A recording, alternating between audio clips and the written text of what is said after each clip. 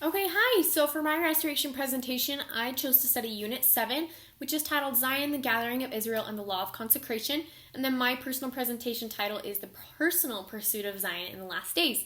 So for myself, I felt as if this doctrine fell under the category of supportive doctrine because the concept of establishing the city of Zion was elaborately revealed to Joseph and expands on the core doctrine of the coming of our Savior for the second time.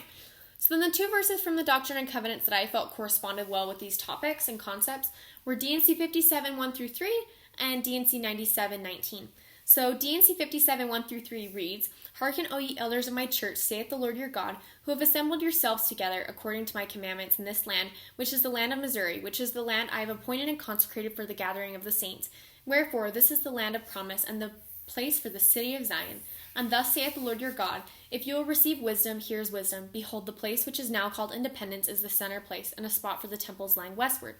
And then D&C 97:19 reads, And the nations of the earth shall honor her, and shall say, Surely Zion is the city of our God, and surely Zion cannot fall, neither be moved out of her place, for God is there, and the hand of the Lord is there. And I think these two verses complement each other nicely and help us to better understand Zion. So then my Joseph Smith quote from the Joseph Smith Papers reads, Keep all the commandments and covenants by which you are bound, and I will cause the heavens to shake for your good, and Satan shall tremble, and Zion shall rejoice upon the hills and flourish, and Israel shall be saved in my own due time. So then my two academic sources I studied, the first one was titled Let Zion and Her Beauty Rise, Building Zion by Becoming Zion by Scott C. Esplin, and the second academic source was titled Give Up All and Follow Your Lord, Testimony and Exhortation in Early Mormon Women's Letters, and that was a compilation of women's letters talking about their personal growth to Zion and their testimonies.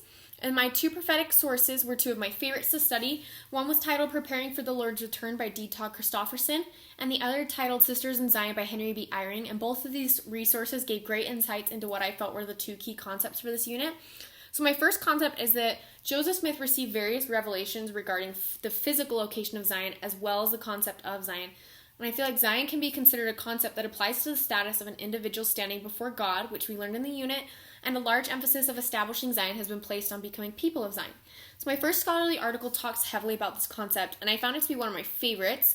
It explains how, though Zion certainly will be a place, throughout the Doctrine and Covenants, the Lord seems to have expanded the prophet's vision beyond the destination to include Zion as a process.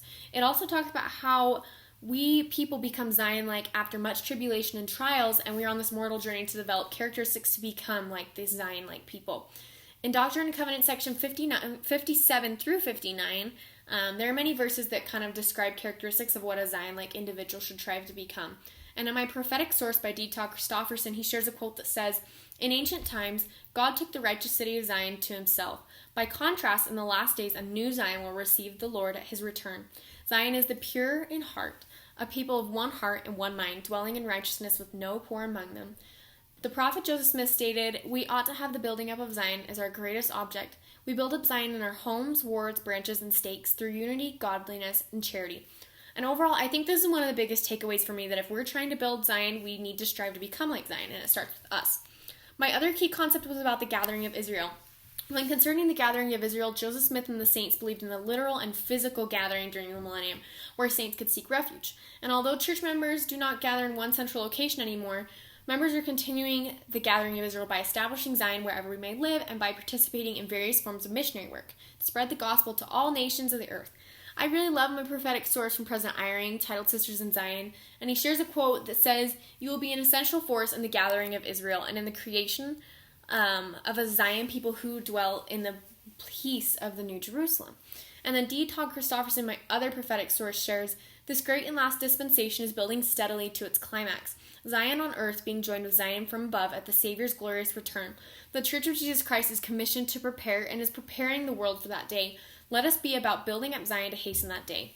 So I think today we play an essential role in bringing to pass the gathering of Israel, and we can do our part by sharing the good word of the gospel wherever we go, participate in various forms of missionary work, and share the light of Christ with those around us. So my key takeaway from this project is that revelation was given to Joseph Smith to begin establishing a city of Zion and to invite all of us to become like people of Zion. And I think ultimately, as we look to sanctify our hearts, purify our minds, and participate in the gathering of Israel, we can work to become people of Zion every day. I'm grateful for this restoration presentation and this experience to help me dive deeper into this subject, and I'm grateful for the testimony builder it's been for me.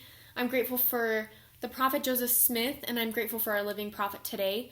And I hope that I can strive to become more like our Savior, and how I can take all of these things and learn to establish more of a Zion in my home and to become more of a Zion-like figure.